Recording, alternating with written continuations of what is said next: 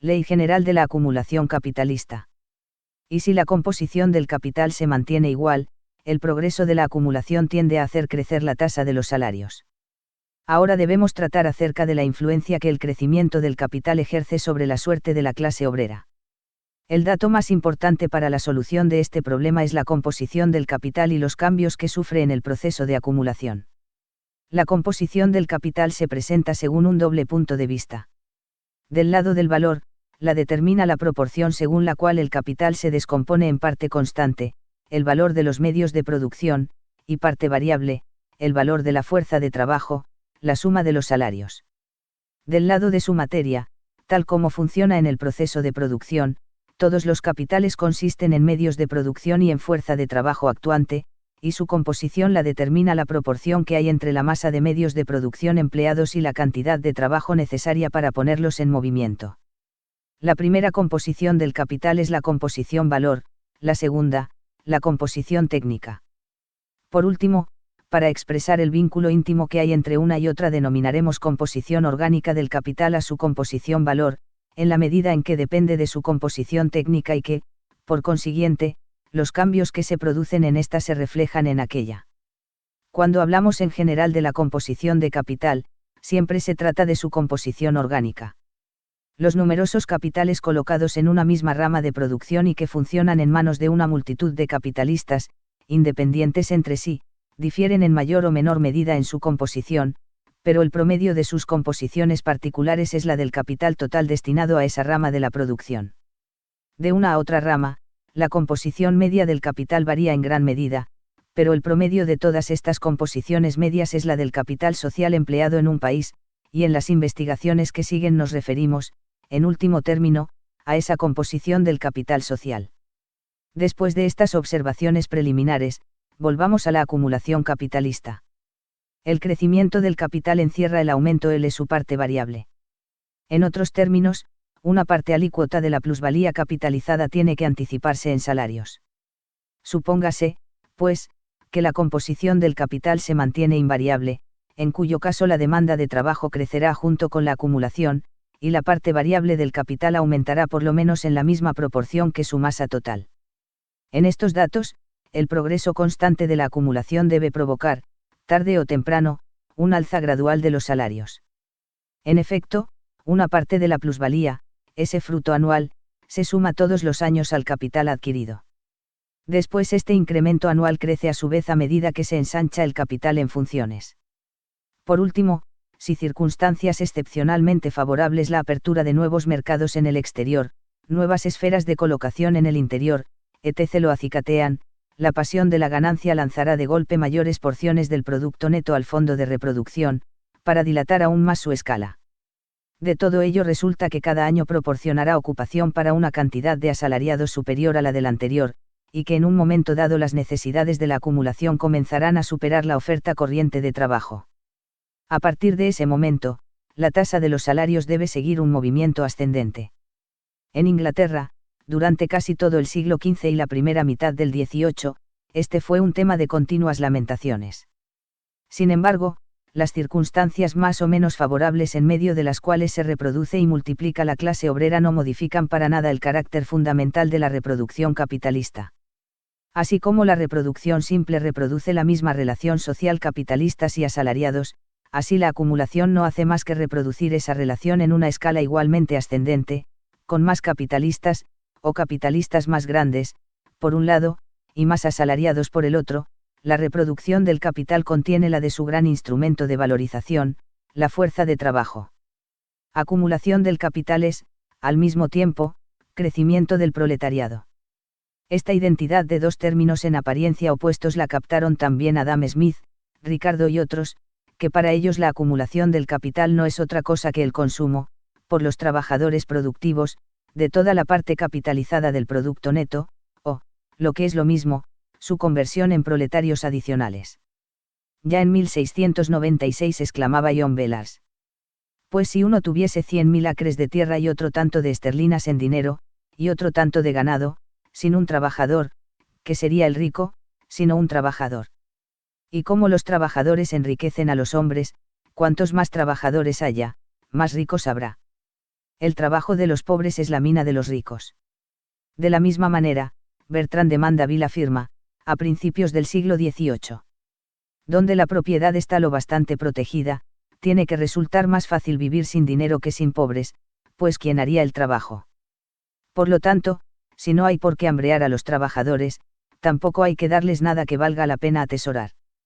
Sí, aquí y allá, ciñéndose el vientre y a fuerza de una aplicación extraordinaria, algún individuo de la clase ínfima se eleva por encima de su situación, nadie debe impedírselo. Por el contrario, resulta innegable que la conducta más prudente para cualquier persona de la sociedad, y para cualquier familia, es la frugalidad. Pero en interés de todas las naciones ricas, la mayor parte de los pobres no deben permanecer nunca inactivos y al mismo tiempo tienen que invertir siempre más de lo que reciben. Quienes se ganan la vida mediante una labor cotidiana no tienen otro acicate, para mostrarse serviciales, que sus necesidades, que es prudente mitigar, pero que sería una locura querer curar. Lo único que puede hacer laborioso al hombre de trabajo es un salario moderado. Según su temperamento, un salario demasiado bajo lo desalienta o lo desespera, uno demasiado alto lo vuelve insolente o perezoso. De lo que precede resulta que en una nación libre en la cual está prohibida la esclavitud, la riqueza más segura consiste en la multitud de pobres laboriosos. Aparte de que son una fuente inagotable de reclutamiento para el ejército y la marina, sin ellos tampoco sería posible disfrute alguno, y ningún país podría aprovechar sus productos naturales.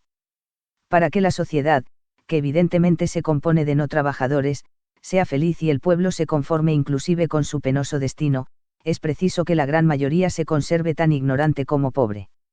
Los conocimientos desarrollan y multiplican nuestros deseos, y cuanto menos desea un hombre, más fácil es satisfacer sus necesidades.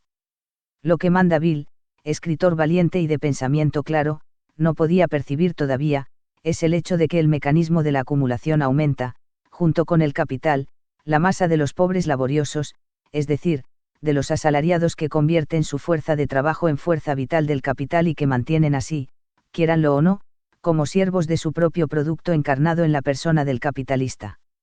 Acerca de este estado de dependencia, como una de las necesidades reconocidas del sistema capitalista, Sir F. M. Egan señala, en su obra The State of the Poor, An History of the Laboring Classes in England.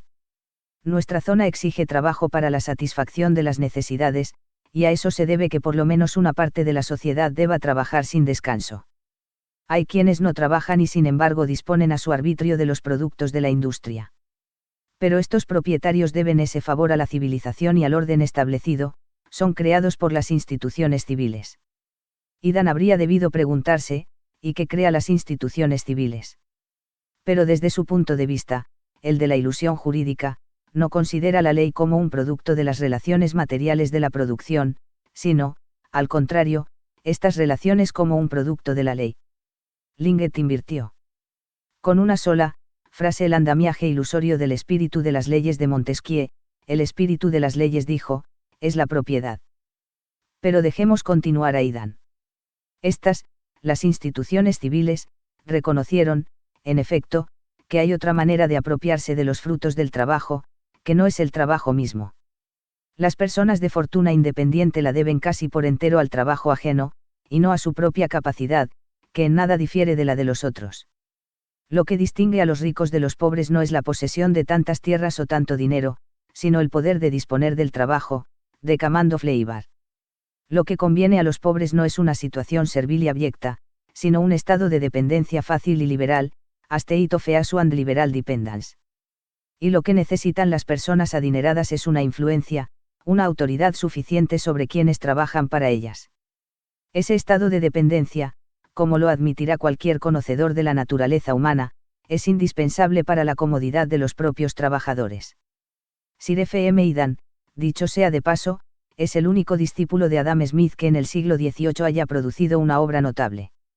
En el estado de la acumulación tal como acabamos de suponerlo, y en su estado más propicio a los obreros, la dependencia de estos adopta formas tolerables, o, como dice Egan, formas fáciles y liberales. En lugar de aumentar en intensidad, la explotación y la dominación de los capitalistas crecen sencillamente en extensión, a medida que aumenta el capital, y con él la cantidad de sus súbditos. Entonces corresponde a estos, en forma de pago, una mayor porción de su propio producto neto, en constante crecimiento y capitalizado de manera progresiva, de modo que se encuentran en condiciones de ampliar el círculo de sus disfrutes, alimentarse mejor, vestirse, amueblar su casa, etc., y formar pequeñas reservas de dinero. Pero si un mejor trato, una alimentación más abundante, ropas más pulcras y una adición de peculio no hacen caer las cadenas de la esclavitud, lo mismo ocurre con la de los asalariados. El movimiento ascendente impreso al precio del trabajo por la acumulación del capital demuestra, por el contrario, que la cadena de oro, a la cual el capitalista tiene clavado al asalariado, y que éste no deja de forjar, se ha prolongado ya lo bastante como para permitir un aflojamiento de la tensión. En las controversias económicas al respecto se ha olvidado el punto principal, el carácter específico de la producción capitalista. En efecto, la fuerza de trabajo no se compra en esta con el objetivo de satisfacer de manera directa, por su servicio o su producto, necesidades personales del comprador. Este se propone enriquecerse valorizando su capital, produciendo mercancías en las cuales fija más trabajo del que paga y cuya venta realiza, pues, una porción de valor que nada le costó. Fabricar plusvalía, tal es la ley absoluta de este modo de producción. La fuerza de trabajo solo es vendible, entonces, en la medida en que conserva los medios de producción como capital, en que reproduce su propio equivalente como capital y crea al capitalista, por añadidura, un fondo de consumo y un excedente de capital. Sean más o menos favorables, las condiciones de la venta de la fuerza de trabajo implican la necesidad de su continua reventa, y la reproducción progresiva de la riqueza capitalista. La naturaleza del salario consiste en poner siempre en movimiento cierta cantidad de trabajo gratuito. El aumento del salario no indica, pues, cuando mucho, otra cosa que una disminución relativa del trabajo gratuito que debe proporcionar el obrero.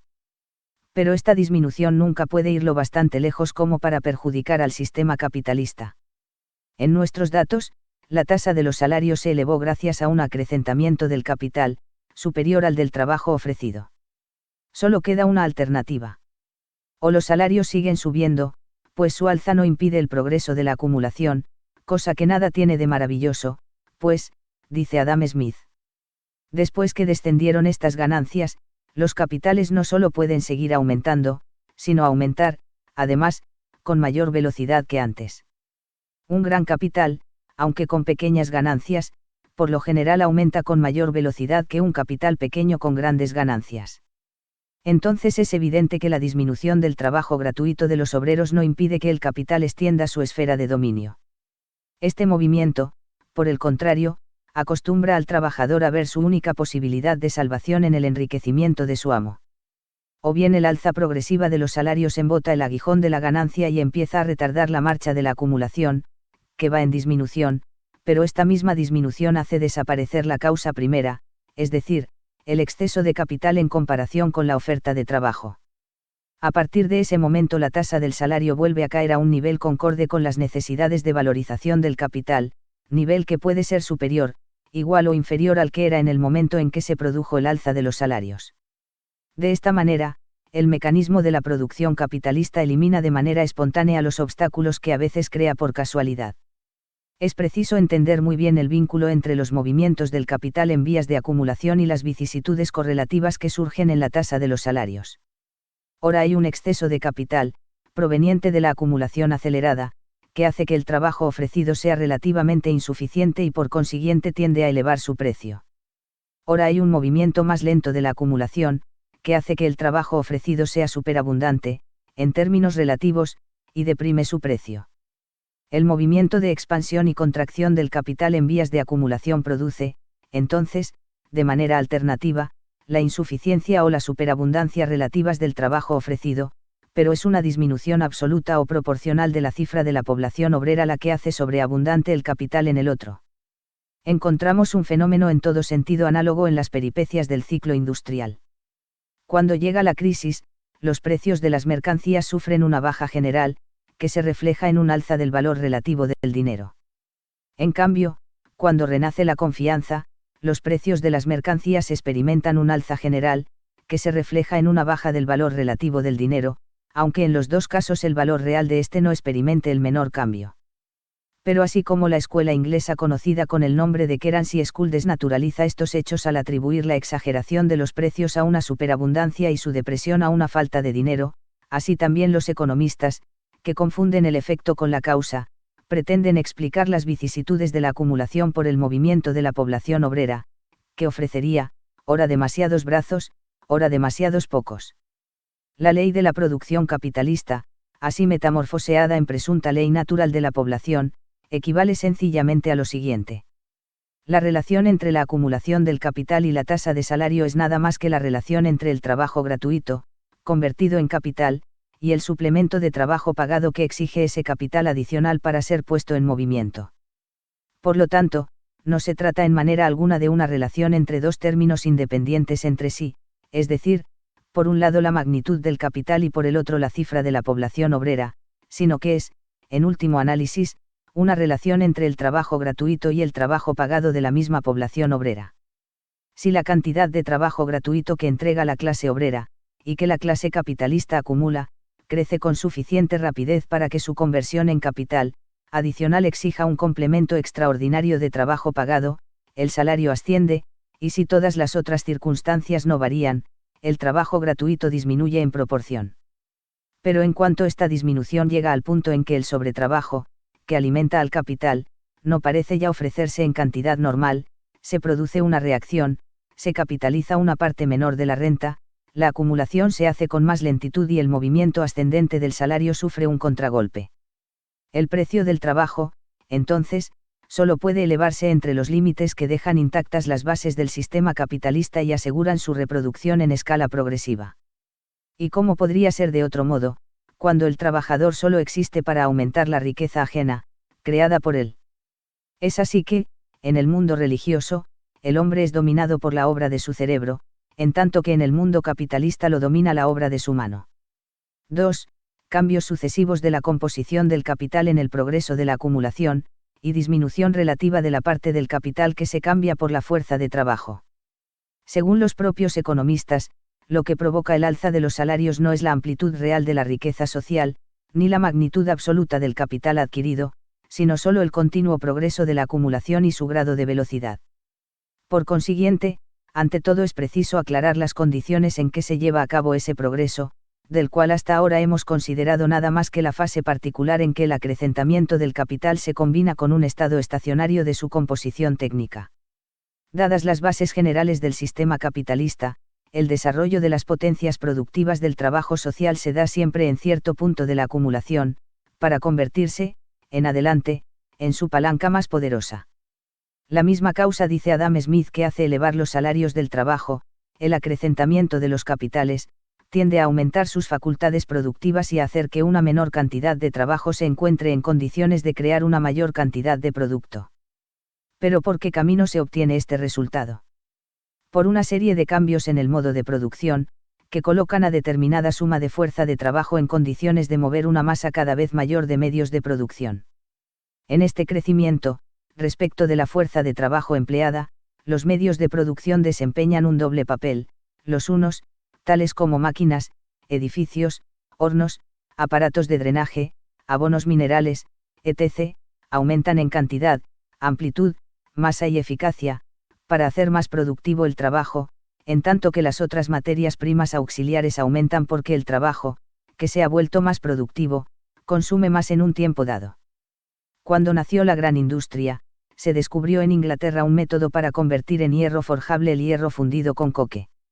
Este procedimiento, que se llama pudelado, y que consiste en afinar la fundición en hornos de construcción especial, dio lugar a una inmensa multiplicación de los altos hornos, al empleo de aparatos de tiro caliente, etc., y por último, a tal aumento de los instrumentos de trabajo y los materiales puestos en actividad por una misma cantidad de trabajo, que el hierro se entregó muy pronto con suficiente abundancia y a un precio lo bastante bajo como para poder eliminar la piedra y la madera de una cantidad de utilizaciones.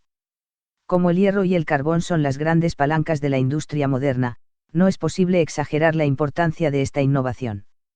Y sin embargo, el pudelador, el obrero ocupado en la refinación de la fundición, ejecuta una operación manual, de modo que la magnitud de los hornos que debe manipular queda limitada por sus facultades personales, y este límite es el que detiene en la actualidad el maravilloso florecimiento que la industria metalúrgica conoció desde 1780, fecha de la invención del pudelado. El hecho es, exclama Engineering, uno de los órganos de los ingenieros ingleses, que el anticuado procedimiento del pudelado manual es un resto de barbarie. The fact is that the old process of hand puddling is little better than a barbarism. La tendencia actual en nuestra industria consiste en actuar, en los distintos grados de la fabricación, sobre materiales cada vez más amplios. Así, pues, todos los años se presencia el nacimiento de altos hornos más vastos, de martillos pilones más pesados, de laminadoras más poderosas e instrumentos más gigantescos aplicados a numerosas ramas de la manufactura de metales. En medio de este crecimiento general, crecimiento de los medios de producción respecto del trabajo empleado, el proceso de pudelado se ha mantenido casi estacionario, y hoy interpone obstáculos insoportables al movimiento industrial. Por lo tanto, estamos a punto de reemplazarlo en todas las grandes fábricas por hornos de rotación automática, capaces de hornadas colosales, muy por encima del alcance del trabajo manual. Por consiguiente, después de haber revolucionado la industria siderúrgica y provocado una gran expansión de los instrumentos de trabajo y de la masa de los materiales puestos en movimiento por cierta cantidad de trabajo, el pudelado se convirtió, a lo largo de la acumulación, en un obstáculo económico del cual se está a punto de desprenderse por medio de nuevos procedimientos adecuados para ensanchar los límites que todavía impone al crecimiento posterior de los medios materiales de la producción respecto del trabajo empleado. Esa es la historia de todos los descubrimientos e invenciones que ocurren a consecuencia de la acumulación, como por lo demás lo demostramos al seguir las huellas de la marcha de la producción moderna, desde su origen hasta nuestra época. En el progreso de la acumulación, no hay, entonces, solo crecimiento cuantitativo y simultáneo de los distintos elementos reales del capital. El desarrollo de la capacidad productiva del trabajo social que ese progreso provoca se manifiesta además en cambios cualitativos, en modificaciones graduales en la composición técnica del capital, cuyo factor objetivo se acrecienta de manera progresiva y proporcional respecto del factor subjetivo, es decir, que la masa de los instrumentos de trabajo y de los materiales aumenta cada vez más en comparación con la suma de la fuerza de trabajo necesaria para ponerlos en acción. En consecuencia, a medida que el crecimiento del capital hace más productivo el trabajo, disminuye su demanda en proporción a su propia magnitud.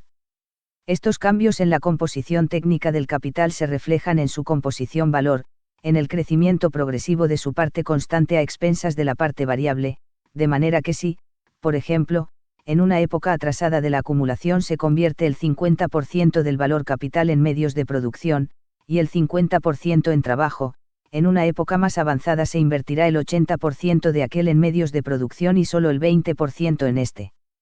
Por supuesto, no es todo el capital, sino solo su parte variable lo que se intercambia por la fuerza de trabajo y constituye el fondo que se distribuirá entre los asalariados. Esta ley del crecimiento progresivo de la parte constante del capital respecto de su parte variable resulta confirmada a cada instante, como ya lo vimos en otra parte, por el análisis comparado de los precios de las mercancías, ya sea que se comparen distintas épocas económicas en una misma nación o diferentes naciones en la misma época.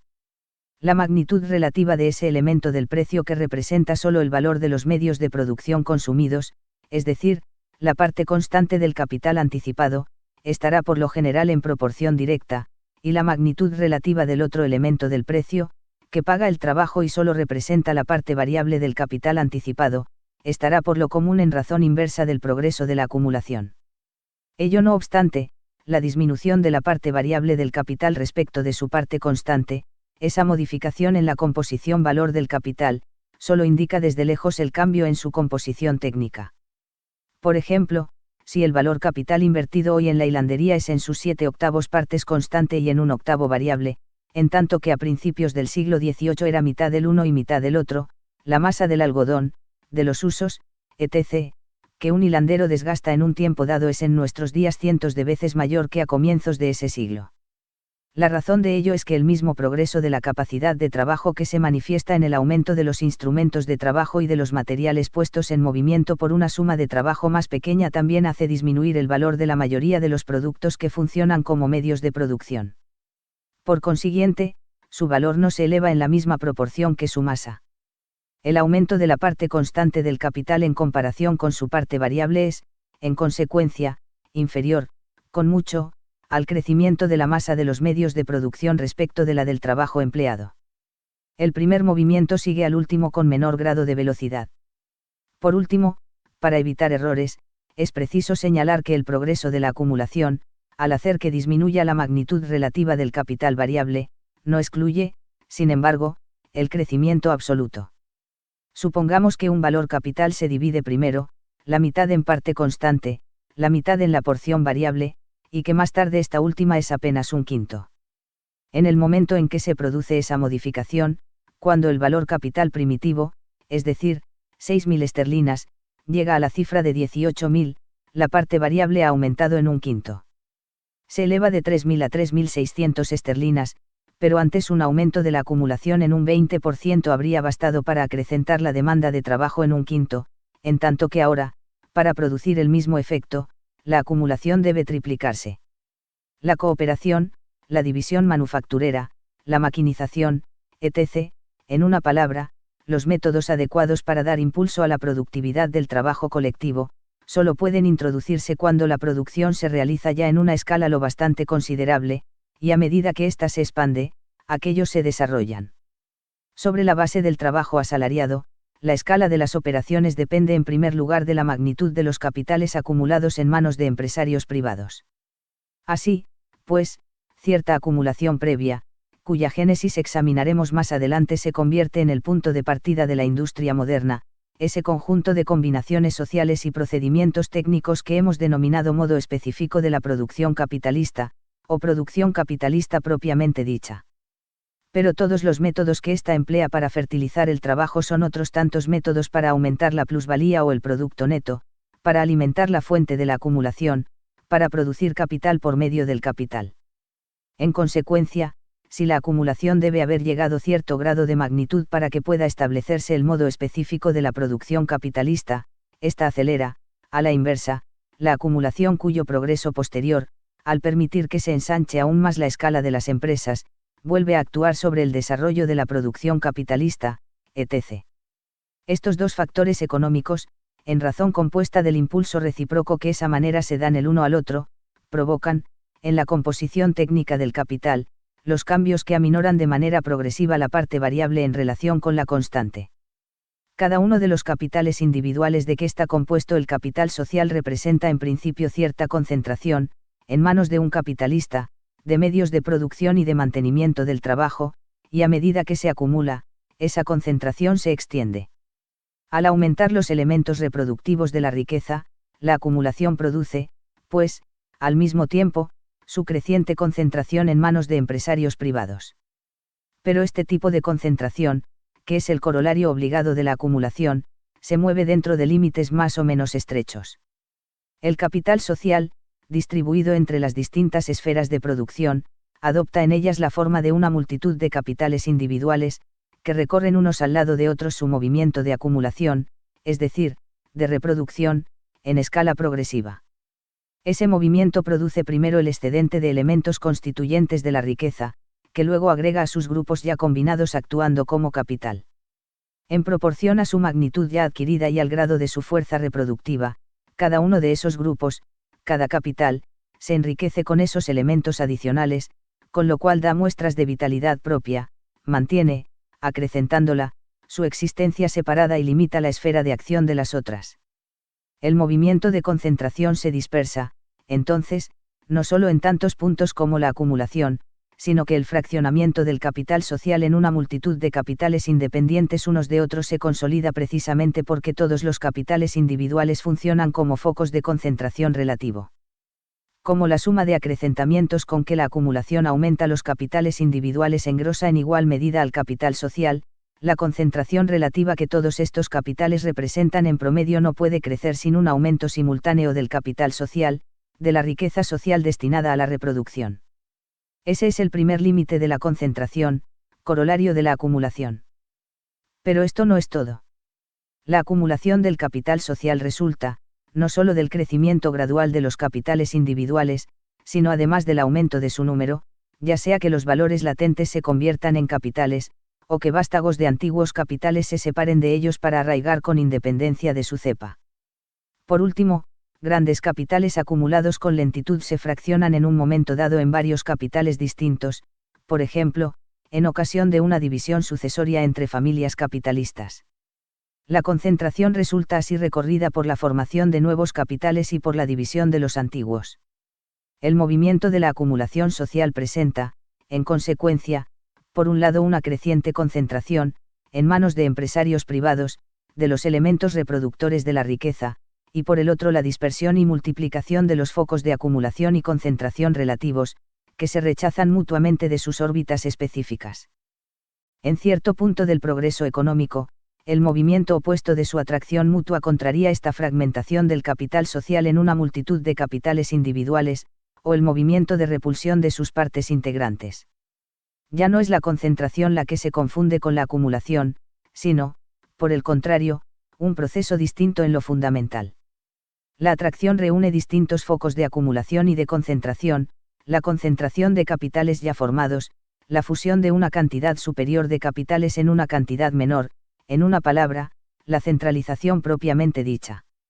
No hace falta profundizar aquí las leyes de esa centralización, la atracción del capital por el capital, sino dar apenas algunos esbozos rápidos. La guerra de la competencia se hace a costa de bajos precios. La baratura de los productos depende, caeteris paribus, si los demás elementos no varían, de la productividad del trabajo, y esta de la escala de las empresas. Por consiguiente, los grandes capitales derrotan a los pequeños. En otra parte vimos que cuanto más se desarrolla el modo de producción capitalista, más aumenta el mínimo de los anticipos necesarios para explotar una industria en sus condiciones normales. Los pequeños capitales afluyen, pues, a las esferas de producción de las que la gran industria no se apoderó todavía, o de las cuales se apoderó de manera imperfecta. La competencia hace estragos en razón directa de la cifra y en razón inversa de la magnitud de los capitales invertidos. Termina siempre con la ruina de muchos pequeños capitalistas, cuyos capitales desaparecen en parte y pasan en parte a manos del vencedor. El desarrollo de la producción capitalista engendra una potencia nueva en todo sentido, el crédito, que en sus orígenes se introduce furtivamente como una ayuda modesta de la acumulación, pero que muy pronto se convierte en un arma adicional y terrible de la guerra de la competencia, y por último se transforma en un inmenso mecanismo social destinado a centralizar los capitales. A medida que florecen la acumulación y la producción capitalistas, cobran impulso la competencia y el crédito, los agentes más poderosos de la centralización. De la misma manera, el progreso de la acumulación aumenta la materia que se centralizará los capitales individuales y el desarrollo del modo de producción capitalista crea, junto con la necesidad social, las facilidades técnicas de estas vastas empresas cuyo funcionamiento exige una centralización previa del capital. En nuestros tiempos, la fuerza de atracción entre los capitales individuales y la tendencia a la centralización predominan, pues, más que en ningún otro periodo anterior. Pero aunque el alcance y la energía relativas del movimiento centralizador estén determinados en cierta medida por la magnitud que adquiere la riqueza capitalista y la superioridad de su mecanismo económico, el progreso de la centralización no depende de un acrecentamiento positivo del capital social. Esto es lo que la distingue, ante todo, de la concentración, que es el corolario de la reproducción en escala progresiva. La centralización exige un cambio de distribución de los capitales presentes, una modificación en el ordenamiento cuantitativo de las partes integrantes del capital social. El capital podrá crecer aquí en grandes masas, en una sola mano, porque allá ha sido retirado de muchas manos individuales. En determinada rama de la producción, la centralización llegaría a su límite final en el momento en que todos los capitales que se encuentran invertidos en ella sean un solo y único capital individual. En una sociedad dada, llegaría a su último límite en el momento en que el capital nacional entero fuese un solo capital en manos de un solo capitalista o de una única compañía de capitalistas. La centralización completa la obra de la acumulación al poner a los industriales en condiciones de ampliar la escala de sus operaciones. Que este resultado se deba a la acumulación o a la centralización, que ésta se haga por el procedimiento violento de la anexión en el que ciertos capitales se convierten en centros de gravitación tan poderosos respecto de otros capitales, que destruyen su cohesión individual y se enriquecen con sus elementos disgregados, o que la fusión de una multitud de capitales, ya formados, o en vías de formación, se lleve a cabo por el procedimiento más suave de las sociedades por acciones, etc., el efecto económico seguirá siendo el mismo. La escala ampliada de las empresas será siempre el punto de partida de una organización más vasta del trabajo colectivo, de un desarrollo más amplio de sus resortes materiales. En una palabra, de la transformación progresiva de procesos de producción parcelarios y rutinarios, en procesos de producción socialmente combinados y científicamente dominados. Pero es evidente que la acumulación, el crecimiento gradual del capital por medio de la reproducción en espiral, es un procedimiento lento en comparación con el de la centralización, que en primer lugar no hace más que cambiar el agrupamiento cuantitativo de las partes integrantes del capital social. El mundo todavía estaría sin un sistema de ferrocarriles, por ejemplo, si hubiera debido esperar el momento en que los capitales individuales hubiesen sido redondeados lo suficiente por la acumulación para encontrarse en condiciones de encargarse de esa tarea. La centralización del capital por medio de las sociedades por acciones lo logró en un abrir y cerrar de ojos. Al crecer, al acelerar de esa manera los efectos de la acumulación, la centralización extiende y precipita los cambios en la composición técnica del capital, que aumentan su parte constante a expensas de la variable, u ocasionan un descenso en la demanda relativa de trabajo. Los grandes capitales improvisados por la centralización se reproducen como los otros, pero con mayor velocidad que ellos, con lo cual se convierten, a su vez, en poderosos agentes de la acumulación social. En ese sentido, al hablar del progreso de esta, hay fundamentos para sobreentender los efectos producidos por la centralización. Los capitales adicionales, proporcionados por la acumulación, se prestan de preferencia como vehículos para las nuevas invenciones, descubrimientos, etc. En una palabra, para los perfeccionamientos industriales. Pero en cuanto el antiguo capital llega a su periodo de renovación integral, cambia de piel y se reproduce por lo tanto en la forma técnica perfeccionada, en que una menor cantidad de fuerza de trabajo basta para poner en movimiento una masa superior de instrumentos de trabajo y de materias. La disminución absoluta en la demanda de trabajo que esta metamorfosis técnica provoca tiene que resultar tanto más sensible cuanto que los capitales que pasan por ella ya han sido engrosados por el movimiento centralizador. Por un lado, entonces, el capital adicional que se forma a lo largo de la acumulación reforzada por la centralización atrae, en proporción a su magnitud, una cantidad de trabajadores cada vez menor. Por otro lado, las metamorfosis técnicas y los cambios correspondientes en la composición valor que el antiguo capital sufre de manera periódica hacen que rechace una cantidad cada vez mayor de trabajadores antes atraídos por él. 3. Creciente producción de una superpoblación relativa, o de un ejército industrial de reserva. La demanda de trabajo absoluto que ocasiona un capital está en proporción, no de su magnitud absoluta, sino de la de su parte variable, que es la única que se intercambia por la fuerza de trabajo. La demanda de trabajo relativa que ocasiona un capital, es decir, la proporción entre su propia magnitud y la cantidad de trabajo que absorbe, la determina la magnitud proporcional de su fracción variable. Acabamos de demostrar que la acumulación que hace crecer el capital social reduce al mismo tiempo la magnitud proporcional de su parte variable, con lo cual disminuye la demanda de trabajo relativa. Y ahora, ¿cuál es el efecto de ese movimiento sobre la suerte de la clase asalariada? Para resolver este problema, está claro que primero es preciso examinar de qué manera la reducción sufrida por la parte variable de un capital en vías de acumulación afecta a la magnitud absoluta de esa parte, y, por consiguiente, de qué manera una disminución producida en la demanda de trabajo relativa reacciona sobre la absoluta o efectiva. Mientras un capital no cambia de magnitud, todo decrecimiento proporcional de su parte variable es al mismo tiempo un decrecimiento absoluto. Para que no sea así, es preciso que la disminución proporcional sea contrarrestada por un aumento ocurrido en la suma total del valor capital anticipado. La parte variable que funciona como fondo de salario disminuye, entonces, en razón directa de la reducción de su magnitud proporcional, y en razón inversa del crecimiento simultáneo del capital conjunto. A partir de esta premisa, obtenemos las siguientes combinaciones. Primero, si la magnitud proporcional del capital variable decrece en razón inversa al aumento del capital en su totalidad, el fondo de salario no cambia en su magnitud absoluta. Por ejemplo, siempre se elevará a 400 esterlinas, ya sea que constituya los 2/5 de un capital de 1000 o 1/5 de uno de 2000 esterlinas. Segundo, si la magnitud proporcional del capital variable disminuye en proporción superior a la del aumento del capital global, el fondo de salario sufre una disminución absoluta, a pesar del aumento absoluto del valor capital anticipado. Tercero, Si la magnitud proporcional del capital variable se reduce en proporción inferior a la del aumento del capital en su totalidad, el fondo de salario experimenta un aumento absoluto, a pesar de la disminución ocurrida en su magnitud proporcional.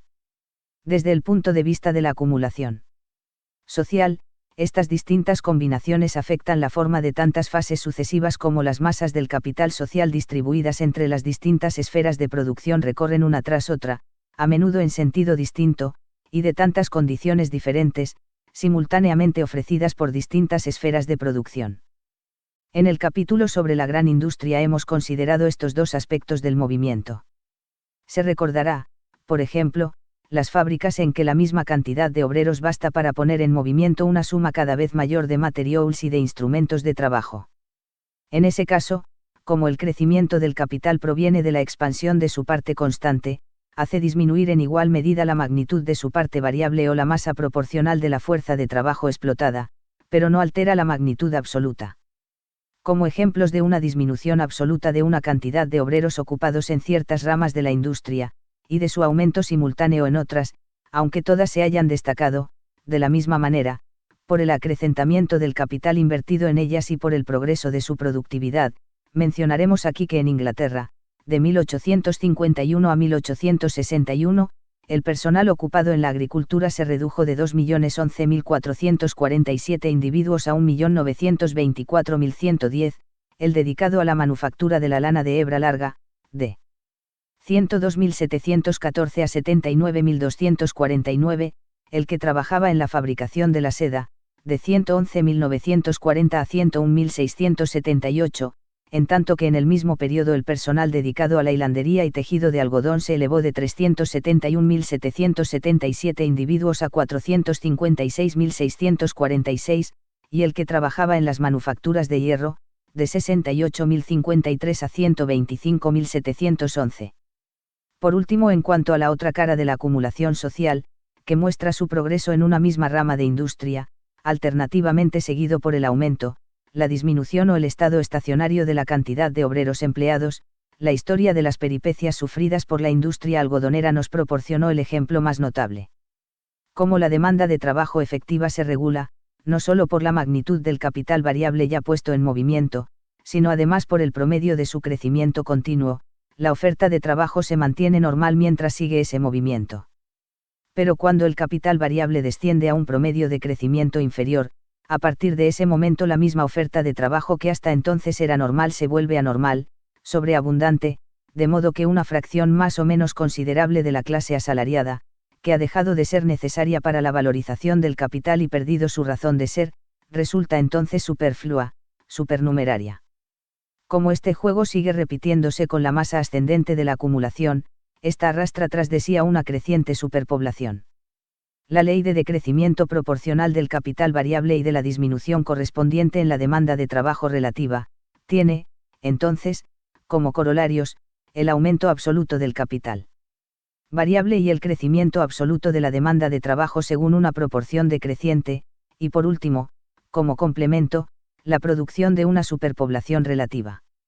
La denominamos relativa porque proviene, no de un aumento positivo de la población obrera, que supere los límites de la riqueza en vías de acumulación, sino, por el contrario, de una reducción acelerada del capital social que le permite prescindir de una parte más o menos considerable de sus trabajadores. Como esta superpoblación solo existe respecto de las necesidades momentáneas de la explotación capitalista, puede crecer y reducirse de manera repentina. Al producir la acumulación del capital, y a medida que lo logra, la clase asalariada crea, pues, por sí misma, los instrumentos de su jubilación o de su conversión en superpoblación relativa. Tal es la ley de la población que distingue a la época capitalista y corresponde a su modo de producción específico. En efecto, cada uno de los modos históricos de la producción social tiene también su propia ley de población que solo rige para él, que termina con él y que por consiguiente solo posee un valor histórico. Una ley de población abstracta e inmutable solo existe para la planta y para el animal, y aun en ese caso, solo cuando no sufren la influencia del hombre. La ley del decrecimiento progresivo de la magnitud proporcional del capital variable y los efectos que produce sobre el estado de la clase asalariada, fueron más presentidos que entendidos por algunos distinguidos economistas de la escuela clásica. El mayor mérito en ese sentido corresponde a John Barton, aunque confunde el capital constante con el capital fijo, y el variable con el circulante. Dice: la demanda de trabajo depende del aumento del capital circulante, no del fijo. Si fuese cierto que la proporción entre estos dos tipos de capital es la misma en todas las ocasiones y circunstancias, entonces se seguiría de ello que la cantidad de trabajadores empleados es proporcional a la riqueza del Estado. Pero esta proposición no tiene la menor apariencia de probabilidad. A medida que se cultiva las artes y se extiende la civilización, el capital fijo guarda una proporción cada vez mayor respecto del circulante. El monto de capital fijo empleado en la producción de una pieza de muselina inglesa es por lo menos 100 y quizá 1000 veces mayor que el utilizado en una pieza similar de muselina de la India. Y la proporción de capital circulante es 100 o 1000 veces menor. El conjunto de los ahorros anuales, sumados al capital fijo, no produciría efecto alguno en lo referente a acrecentar la demanda de trabajo. Ricardo, que aprueba las concepciones generales de Barton, hace, sin embargo, la siguiente observación respecto del pasaje citado. Resulta difícil entender que el aumento del capital no pueda, en circunstancia alguna, ser seguido por una mayor demanda de trabajo. Cuando mucho, puede decirse que la demanda se hará en proporción decreciente, the demand will be in a diminishing ratio. En otro punto dice: los fondos de los cuales los terratenientes y capitalistas extraen sus rentas pueden aumentar al mismo tiempo que disminuyen los otros, que son aquellos de los cuales depende la clase obrera.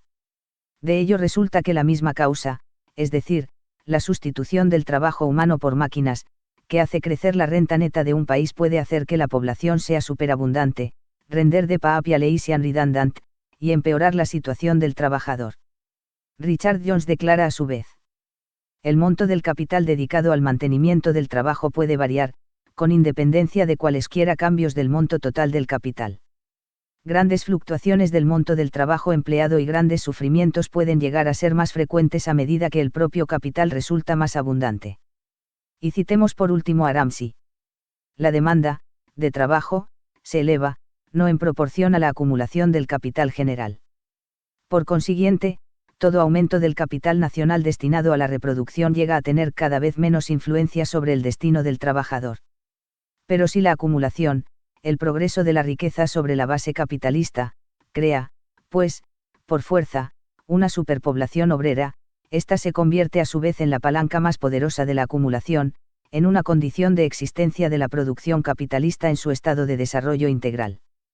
Forma un ejército de reserva industrial que pertenece al capital de una manera tan absoluta, como si lo hubiese formado y disciplinado por su propia costa. Con independencia de los límites del crecimiento real de la población, engendra, para las cambiantes necesidades de valorización del capital, una masa de material humano siempre disponible para la explotación. La presencia de esta reserva industrial, su ingreso, ora parcial, ora general, en el servicio activo, y luego su reconstrucción dentro de marcos más amplios, todo ello se encuentra en el fondo de la vida accidental que atraviesa la industria moderna, con su ciclo decenal casi regular aparte de otros sacudimientos irregulares de periodos de actividad ordinaria, producción a alta presión, crisis y estancamiento. Esta marcha singular de la industria, que no encontramos en ninguna época anterior de la historia, también resulta imposible en el periodo de la infancia de la producción capitalista. Como entonces el progreso técnico era lento y se generalizaba con mayor lentitud aún, apenas se hicieron sentir los cambios en la composición del capital social. Al mismo tiempo, la expansión del mercado colonial creado hacía muy poco, la correspondiente multiplicación de las necesidades y los medios de satisfacerlas, el nacimiento de nuevas ramas de industria, activaban, junto con la acumulación, la demanda de trabajo. Aunque poco rápido, desde el punto de vista de nuestra época, el progreso de la acumulación chocó con los límites naturales de la población, y más tarde veremos que solo se logró ensanchar esos límites a fuerza de golpes de Estado. Solo bajo el régimen de la gran industria se convierte la producción de un excedente de población en un resorte regular de la producción de riquezas. Si ese régimen dota al capital social de una fuerza de expansión repentina, de una asombrosa elasticidad, ello se debe a que, bajo el acicate de posibilidades favorables, el crédito hace afluir a la producción extraordinarias masas de la creciente riqueza social, nuevos capitales cuyos poseedores, impacientes de valorizarlos, acechan sin cesar el momento oportuno. Por otro lado, se debe a que los resortes técnicos de la gran industria permiten convertir de pronto, en medios de producción adicionales, un enorme excedente de productos, y transportar con mayor rapidez las mercancías de uno a otro extremo del mundo. Si bien el bajo precio de estas mercancías les hace abrir al comienzo nuevos mercados y ensancha los antiguos, su superabundancia reduce poco a poco el mercado general hasta el punto en que son bruscamente rechazadas por él.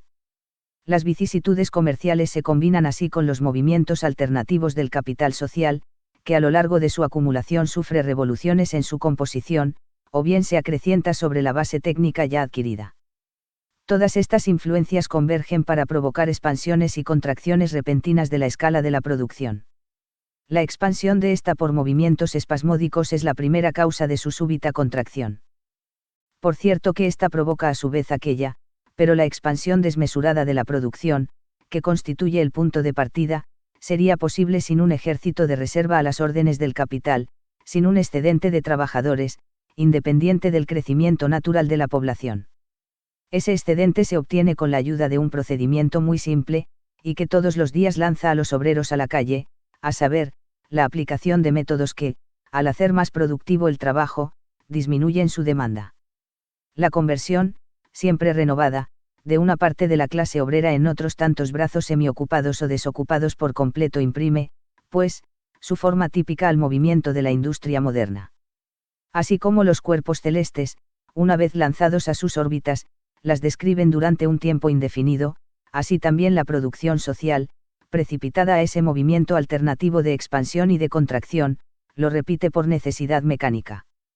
Los efectos se convierten a su vez en causas, y las peripecias, al principio irregulares y en apariencia accidentales, afectan cada vez más la forma de una periodicidad normal. Pero solo de la época en que la industria maquinizada, que ya había echado profundas raíces, ejerció una influencia preponderante sobre toda la producción nacional, en que gracias a ella el comercio exterior comenzó a privar sobre el interior, en que el mercado universal se anexó en forma sucesiva vastos terrenos en el Nuevo Mundo, en Asia y en Australia, en que, por último, las naciones industriales que entraban en la liza se hicieron cada vez más numerosas. Solo de esa época datan los ciclos renacientes, cuyas sucesivas fases abarcan varios años y que siempre terminan en una crisis general, final de un ciclo y punto de partida de otro. Hasta ahora la duración periódica de esos ciclos es de 10 u 11 años, pero no hay motivo alguno para considerar que esta cifra sea constante. Por el contrario, de las leyes de la producción capitalista, tal como acabamos de desarrollarlas, se puede inferir que es variable, y que el periodo de los ciclos se reducirá en forma gradual. En cuanto la periodicidad de las vicisitudes industriales saltó a la vista de todo el mundo, aparecieron también economistas dispuestos a admitir que el capital no podría prescindir de su ejército de reserva, formado por la ínfima plebs, las filas ínfimas de la plebe, de los supernumerarios. Supongamos, dice H. Merivale, quien fue profesor de economía política en la Universidad de Oxford, luego empleado en el Ministerio de Colonias inglés, y también un poco historiador, supongamos que en ocasión de algunas de estas crisis la nación se lanzara a un gran esfuerzo para liberarse, por medio de la emigración, de varios cientos de miles de brazos superfluos. ¿Cuál sería la consecuencia? La de que, a la primera repetición de una demanda de trabajo más intensa, se chocaría con un déficit. Por rápida que pueda ser la reproducción, hace falta, en cualquier caso, el lapso de una generación para reemplazar la pérdida de los trabajadores adultos. Ahora bien, las ganancias de nuestros manufactureros dependen principalmente de la capacidad para aprovechar el momento próspero en que la demanda es intensa, y compensarse de esa manera por el intervalo en el cual es floja. Esta facultad solo se la aseguran en la medida en que tienen a su disposición máquinas y brazos. Deben tener brazos a su disposición junto a ellos, estar en condiciones de acrecentar la actividad de sus operaciones cuando ello resulta necesario, y aminorarla según el estado del mercado, pues de lo contrario no podrán mantener la preeminencia en la carrera de la competencia en que se basa la riqueza de nuestro país. El propio Malthus, aunque desde su punto de vista limitado explica la superpoblación por un excedente real de brazos y bocas, reconoce en ella, sin embargo, una de las necesidades de la industria moderna. Según él, los hábitos de prudencia en las relaciones matrimoniales, llevados a un grado considerable en la clase trabajadora de un país que depende en lo fundamental de la manufactura y el comercio, pueden ser perjudiciales para ese país. Dada la naturaleza de una población, una demanda específica no puede llevar al mercado un excedente de trabajadores antes de un lapso de 16 o 18 años, y la conversión de la renta en capital por el camino del ahorro puede efectuarse con más rapidez. Por consiguiente, un país está siempre expuesto a que su fondo de salario crezca con más velocidad que su población. Después de haber demostrado también que la acumulación capitalista no puede prescindir de una superpoblación obrera, la economía política dirige a los supernumerarios arrojados a la calle por el excedente de capital que crearon, estas graciosas palabras, pertinentemente atribuidas a fabricantes modelo. Nosotros, los fabricantes, hacemos todo lo posible por ustedes. A ustedes les corresponde hacer el resto, adaptando su número a la cantidad de medios de subsistencia. El progreso industrial, que sigue la marcha de la acumulación, no solo reduce cada vez más el número de los obreros necesarios para poner en movimiento una masa creciente de medios de producción, sino que al mismo tiempo aumenta la cantidad de trabajo que el obrero individual debe entregar. A medida que desarrolla la cantidad productiva del trabajo y por lo tanto hace extraer más productos de menos trabajo, el sistema capitalista desarrolla también medios para extraer más trabajo del asalariado, ya sea mediante la prolongación de su jornada, o bien por la intensificación de su labor, o inclusive aumenta en apariencia la cantidad de trabajadores empleados, al reemplazar una fuerza superior y más cara por varias fuerzas inferiores y baratas, el hombre por la mujer, el adulto por el adolescente y el niño, un yanqui por 3 chinos. Son otros tantos métodos para disminuir la demanda de trabajo y hacer sobreabundante su oferta, en una palabra, para fabricar supernumerarios. El exceso de trabajo impuesto a la fracción de la clase asalariada que se encuentra en servicio activo acrecienta las filas de la reserva, y al aumentar la presión que la competencia de la última ejerce sobre la primera, obliga a ésta a aceptar con mayor docilidad las órdenes del capital. En ese sentido, resulta muy instructivo comparar las amonestaciones de los fabricantes ingleses en el siglo pasado, en vísperas de la Revolución Industrial, con las de los obreros fabriles ingleses en pleno siglo XIX. El portavoz de los primeros, que aprecia muy bien el efecto que una reserva de supernumerarios ejerce sobre el servicio activo, exclama: en este reino otra causa de la ociosidad es la falta de una cantidad suficiente de brazos. Cada vez que una demanda extraordinaria hace insuficiente la masa de trabajo de que se dispone, los obreros sienten su propia importancia y quieren hacerla sentir a los patronos. Resulta asombroso, pero estas personas son tan depravadas, que en tales casos grupos de obreros se han puesto de acuerdo para provocar problemas a sus patronos, dejando de trabajar durante toda una jornada. Es decir, que esas personas depravadas creen que el precio de las mercancías está regulado por la santa ley de la oferta y la demanda. Hoy las cosas han cambiado mucho, gracias al desarrollo de la industria maquinizada. Nadie se atrevería ya a pretender, en este magnífico reino de Inglaterra, que la falta de brazos vuelve ociosos a los obreros. En medio de las crisis algodoneras, cuando las fábricas inglesas habían despedido a la mayoría de sus jornaleros y el resto solo trabajaba 4 o 6 horas diarias, algunos fabricantes de Boulton trataron de imponer a sus hilanderos un tiempo de trabajo suplementario, el cual, según la ley de fábricas, solo podía recaer sobre los adultos. Estos respondieron con un folleto del cual extraemos el siguiente pasaje.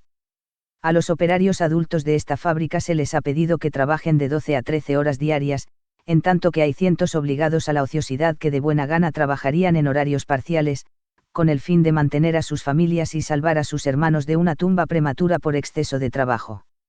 Nosotros preguntamos si la práctica de hacer que algunos obreros trabajen en horarios adicionales puede crear buenos sentimientos entre los patronos y sus servidores. Las víctimas del trabajo excesivo sienten la injusticia en reemplazada por su emigración a otras ramas de la industria. Y en este caso el economista se complace en la creencia de haber sorprendido el movimiento social en su evolución. Ve con sus propios ojos que la acumulación del capital provoca un alza de los salarios, esta un aumento de los obreros, este aumento un descenso de los salarios, y este, por último, una disminución de los obreros. Pero en definitiva, lo que observó es apenas una oscilación local del mercado de trabajo, producida por el movimiento de distribución de los trabajadores en las distintas esferas de colocación del capital. Durante los periodos de estancamiento y de actividad media, el ejército de reserva industrial pesa sobre el ejército activo, y frena sus pretensiones en el periodo de superproducción y de elevada prosperidad. Así, pues, la superpoblación relativa, una vez convertida en el eje en torno del cual gira la ley de la oferta y la demanda de trabajo, le permite funcionar dentro de límites que dejan muy escaso margen para la actividad de explotación, y para el espíritu dominador del capital. Volvamos, en este sentido, a una gran hazaña de la ciencia. Cuando una parte del fondo de salarios acaba de convertirse en máquinas, los utopistas de la economía política pretenden que esa operación, a la vez que desplaza, debido al capital así fijado, a los obreros ocupados hasta entonces, libera al mismo tiempo un capital de igual magnitud para su futuro empleo en cualquier otra rama de la industria. Ya mostramos, véase Teoría de la Cooperación, cap. 15, que nada de eso ocurre, que parte alguna del antiguo capital queda disponible para los obreros desplazados, sino que estos, por el contrario, resultan disponibles para los nuevos capitales, si los hay. Ahora se puede ya apreciar toda la frivolidad de esta teoría de la compensación. Los obreros afectados por una conversión parcial del fondo de salarios en máquinas pertenecen a distintas categorías. Ante todo, se trata de los que han sido despedidos, luego de sus reemplazantes regulares, y por último del contingente adicional absorbido por una industria en su estado corriente de expansión. Pero ahora están todos disponibles, y puede disponer de ellos cualquier capital adicional que se encuentre en ese momento a punto de entrar en funciones. Ya sea que atraiga a esos o a otros, el efecto que produce sobre la demanda general del trabajo seguirá siendo siempre nulo, si el capital basta para retirar del mercado tantos brazos como las máquinas lanzaron a él. Si retiran menos, la cifra del excedente aumentará en definitiva, y por último, si retiran más, la demanda general de trabajo solo crecerá en el excedente de brazos que contrata respecto de los que la máquina liberó. El impulso que los capitales adicionales en vías de colocación habrían dado de otra manera a la demanda general de brazos resulta, pues, neutralizado en todos los casos, en la magnitud de los brazos que las máquinas lanzan al mercado de trabajo. Y ese es el efecto general de todos los métodos que convergen en la creación de trabajadores supernumerarios. Gracias a ello, la oferta y la demanda de trabajo dejan de ser movimientos que parten de dos puntos opuestos, el del capital y el de la fuerza de trabajo. El capital actúa en los dos puntos a la vez. Si bien su acumulación aumenta la demanda de brazos, también aumenta la oferta al fabricar supernumerarios. Ses des sont pipes, sus dados están cargados. En estas condiciones, la ley de la oferta y la demanda de trabajo consuma el despotismo capitalista. Por consiguiente, cuando los trabajadores comienzan a percibir que su función de instrumentos de valorización del capital se vuelve más precario a medida que aumentan su trabajo y la riqueza de sus amos, en cuanto descubren que la intensidad de la competencia que se hacen entre sí depende por entero de la presión ejercida por los supernumerarios, en cuanto, con el fin de debilitar el efecto funesto de esa ley natural de la acumulación capitalista, se unen para organizar el entendimiento y la acción común entre los ocupados y los no ocupados, el capital y su psicofante, el economista, claman a gritos contra el sacrilegio, contra la violación de la ley eterna de la oferta y la demanda. Es cierto que por otra parte, por ejemplo en las colonias, en que la formación de una reserva industrial encuentra obstáculos importunos, los capitalistas y sus abogados de oficio no dejan de exigir al Estado que detenga las tendencias peligrosas de esa ley sagrada. 4. Distintas formas de existencia de la superpoblación relativa. Fuera de los grandes cambios periódicos que, desde el momento en que el ciclo industrial pasa de una de sus fases a la otra, ocurren en el aspecto general de la superpoblación relativa, esta presenta siempre matices infinitamente variados. Y sin embargo, muy pronto se distinguen algunas grandes categorías, ciertas diferencias de forma muy pronunciadas, la forma fluctuante, la latente y la estancada. Los centros de la industria moderna, talleres automáticos, manufacturas, fábricas, minas, etc. no dejan de atraer y rechazar de manera alternativa a los trabajadores, pero en general, y a la larga, la atracción predomina sobre la repulsión, de modo que la cantidad de los obreros explotados va en aumento, aunque disminuya en proporción a la escala de la población. En esos casos la superpoblación existe en estado fluctuante. En las fábricas maquinizadas, lo mismo que en la mayoría de las grandes manufacturas en las cuales las máquinas desempeñan un papel auxiliar al lado de la división moderna del trabajo, solo se emplea en masa a los obreros masculinos hasta la edad de su madurez. Pasado ese plazo, se conserva un escaso contingente de ellos y se despide por lo general a la mayoría. Este elemento de la superpoblación crece a medida que se extiende la gran industria. Una parte emigra y en realidad no hace más que seguir la emigración del capital. De ello resulta que la población femenina aumenta con mayor rapidez que la masculina, testigo de ello, Inglaterra. Cuando el crecimiento natural de la clase obrera no basta para las necesidades de la acumulación nacional, y sin embargo supera las facultades de absorción del mercado nacional, ello parece implicar una contradicción, que nace, sin embargo, del movimiento mismo del capital, que siempre necesita una mayor proporción de mujeres, niños, adolescentes y en una situación desahogada, el mundo quedaría muy pronto despoblado. Por último, el residuo más bajo de la superpoblación relativa habita el infierno del pauperismo. Con abstracción de los vagabundos, criminales, prostitutas, mendigos y toda esa gente a la que se denomina clases peligrosas, esta capa social está compuesta por 3 categorías. La primera abarca a los obreros capaces de trabajar. Basta con lanzar una mirada a las listas estadísticas del pauperismo inglés para advertir que su masa, que crece con cada crisis y en la fase de estancamiento, disminuye en cada reactivación de los negocios. La segunda categoría comprende a los hijos de los pobres que reciben ayuda oficial, y los huérfanos. Son otros tantos candidatos de la reserva industrial, que en épocas de elevada prosperidad entran en masa en el servicio activo, como por ejemplo en 1860. La tercera categoría abarca a los miserables, en primer término a los obreros y obreras que el desarrollo social ha desmonetizado, por así decirlo, al suprimir la labor de detalle que la división del trabajo había convertido en su único recurso. Después, a aquellos que por desgracia superan la edad normal del asalariado. Por último, a las víctimas directas de la industria, enfermos, incapacitados, viudas, etc., cuyo número crece con el de las máquinas peligrosas, las minas, las manufacturas químicas, etc. El pauperismo es el hospital de los inválidos del ejército activo del trabajo, y el peso muerto de su reserva. Su producción se encuentra incluida en la de la superpoblación relativa, su necesidad en la necesidad de ésta. Constituye con ella una condición de existencia de la riqueza capitalista. Entra en los foufreis de la producción capitalista, que por lo demás el capital sabe muy bien descargar en su mayor parte sobre los hombros de la clase obrera y de la pequeña clase media. El ejército industrial de reserva es tanto más numeroso cuanto más considerables son la riqueza social, el capital en funcionamiento, la amplitud y energía de su crecimiento, y por lo tanto, también la masa absoluta del proletariado y la fuerza productiva de su trabajo.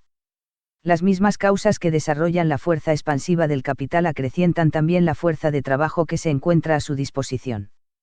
La masa relativa del ejército de reserva industrial crece, pues, junto con la energía potencial de la riqueza.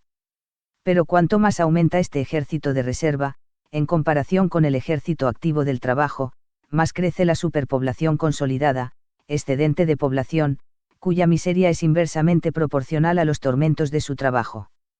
Cuanto más crece, por último, esta capa de los lázaros de la clase asalariada, más crece, asimismo, el pauperismo oficial.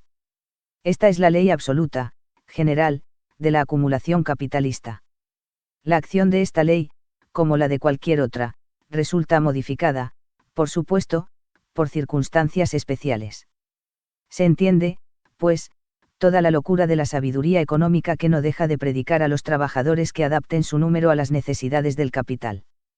Como si el mecanismo del capital no impusiera a cada instante esa adaptación deseada, cuya primera palabra es creación de una reserva industrial, y la última creciente invasión de la miseria, hasta llegar a las profundidades del ejército activo del trabajo, peso muerto del pauperismo.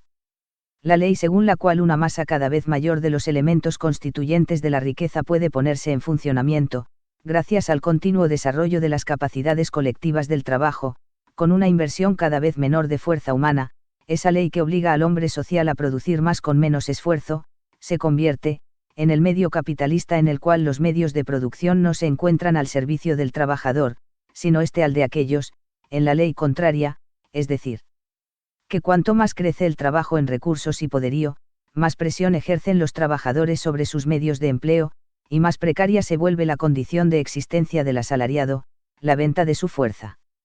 El crecimiento de los resortes materiales y de las fuerzas colectivas del trabajo, más rápido que el de la población, se expresa, pues, en la fórmula contraria, a saber, la población relativa crece siempre en proporción más rápida que la necesidad que el capital pueda tener de ella. El análisis de la plusvalía relativa, sección 4, nos condujo al siguiente resultado: en el sistema capitalista, todos los métodos para multiplicar la potencialidad del trabajo colectivo se ejecutan a expensas del trabajador individual. Todos los medios para desarrollar la producción se transforman en medios de dominar y explotar al productor, hacen de él un hombre truncado, fragmentario, o el apéndice de una máquina. Le oponen, como otras tantas potencias hostiles, las fuerzas científicas de la producción. Sustituyen el trabajo atractivo por el trabajo forzado. Hacen que las condiciones en que se desarrolla el trabajo sean cada vez más anormales, y someten al obrero, durante su servicio, a un despotismo tan ilimitado como mezquino. Convierten toda su vida en tiempo de trabajo, y arrojan a su mujer y sus hijos bajo las ruedas del Jaggernauts capitalista. Pero todos los métodos que ayudan a la producción de plusvalía favorecen también la acumulación, y toda expansión de ésta se convierte a su vez en un medio para el desarrollo de esos métodos. De esto resulta que, sea cual fuere la tasa de los salarios, elevada o reducida, la condición del trabajador debe empeorar a medida que se acumula el capital. Por último, la ley, que equilibra siempre el progreso de la acumulación y el de la superpoblación relativa, encadena el trabajador al capital con más solidez que las cuñas de Vulcano clavaban a Prometeo a su peñasco. Esa ley es la que establece una correlación fatal entre la acumulación del capital y la de la miseria, de modo que la acumulación de riqueza en un polo es igual a la acumulación de pobreza, sufrimiento, ignorancia, embrutecimiento, degradación moral, esclavitud, en el polo opuesto, del lado de la clase que produce el capitalismo. Este carácter antagónico de la producción capitalista llamó la atención inclusive entre los economistas, quienes por lo demás confunden con suma frecuencia los fenómenos en que se manifiesta con otros análogos, pero correspondientes a órdenes de producción social anteriores. George, monje veneciano y uno de los economistas más destacados del siglo XVIII, cree haber encontrado en el antagonismo inherente a la riqueza capitalista la ley inmutable y natural de la riqueza social. En lugar de proyectar, dice, para dicha de los pueblos, sistemas inútiles, me limitaré a buscar la razón de su miseria, in luogo di progettar sistemi inutili per la felicita de popoli, mi limitero a investigare la ragione della loro infelicita, el bien y el mal económico siempre se equilibran en una nación, il bene ed il male y kaan amico in una nazione sempre olistes a misura la abundancia para unos es siempre igual a la falta de bienes para otros, la copia dei beni era alcuni sempre eguale. O ya mancanza dies in altri. La gran riqueza de un pequeño número va siempre acompañada por la privación de las necesidades más elementales de la multitud, la laboriosidad excesiva de unos impone por fuerza el ocio de los otros. La riqueza de un país corresponde a su población, y su miseria corresponde a su riqueza. Pero si bien Oort se sentía profundamente entristecido por esta fatalidad económica de la miseria, 10 años después de él un ministro anglicano, el reverendo J. Townshend, con corazón ligero y aún alborozado, la glorificó como condición necesaria de la riqueza. La obligación legal del trabajo, dice, va acompañada por muchas perturbaciones, exige demasiada violencia y hace demasiado ruido. El hambre, por el contrario, no solo es una presión apacible, silenciosa e incesante, sino que, como el móvil más natural del trabajo y de la industriosidad, provoca asimismo los esfuerzos más enérgicos. Por lo tanto, perpetuar el hambre del trabajador es el único artículo importante de su código de trabajo, pero para ejecutarlo, agrega, basta con dejar actuar el principio de población, activo sobre todo entre los pobres. Según parece, una ley de la naturaleza impone que los pobres sean imprevisores hasta cierto grado, es decir, tan imprevisores que hayan nacido sin una cuchara de plata en la boca, a fin de que siempre haya hombres dispuestos a cumplir con las funciones más serviles, las más sucias y abyectas de la comunidad. El fondo de dicha humana, the fund of human happiness, aumenta en gran medida gracias a ello, y las personas más delicadas, de Mordelacat, liberadas de tales tribulaciones, quedan en libertad para seguir sin interrupciones su vocación superior. Las leyes de ayuda a los pobres tienden a destruir la armonía y la belleza, el orden y la simetría de ese sistema que Dios y la naturaleza establecieron en el mundo. Así como el monje veneciano encontraba en la fatalidad económica de la miseria la razón de ser, raison d'être, de la caridad cristiana, del celibato, de los monasterios, conventos, etc., el reverendo prebendado encuentra en ella, pues, al contrario, un pretexto para condenar las poor laws, las leyes ingleses que otorgaban a los pobres el derecho a la ayuda de la parroquia.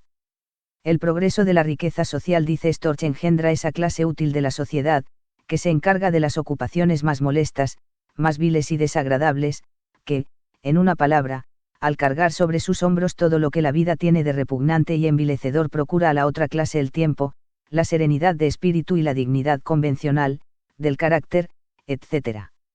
Luego, después de preguntarse en qué consiste, en definitiva, el progreso de esta civilización capitalista, con su miseria y degradación de las masas, en comparación con la barbarie, solo encuentra como respuesta, la seguridad.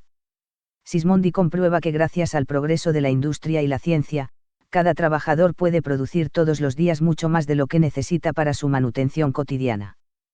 Pero esta riqueza, producto de su trabajo, podría volverlo menos capaz de trabajar si tuviese que consumirla. Según él, los hombres, se sobreentiende que los hombres que no trabajan, renunciarían probablemente a todos los perfeccionamientos de las artes, a todos los goces que nos dan las manufacturas, si fuese preciso que todos los comprasen por medio de un trabajo constante, tal como el del obrero. Los esfuerzos se encuentran hoy separados de su recompensa. No es el mismo hombre el que trabaja y luego descansa, sino que, debido a que uno trabaja, el otro debe descansar. La multiplicación indefinida de la capacidad productiva del trabajo solo puede tener, pues, como resultado, el aumento del lujo o de los disfrutes de los ricos ociosos. Cherbuliez, discípulo de Sismondi, completa este mediante el siguiente agregado. Ellos mismos, los asalariados, al colaborar en la acumulación de los capitales productivos, contribuyen, al acontecimiento que tarde o temprano debe privarlos de una parte de salarios. Y por último, el celoso y helado defensor de la doctrina burguesa, Destutt de Tracy, dice sin rodeos: en las naciones pobres es donde la gente se encuentra cómoda. Y en las naciones ricas es donde por lo general es pobre, les nations powers, est la où le peuple está son aise, et les nations riches, est la où il est ordinairement pauvre.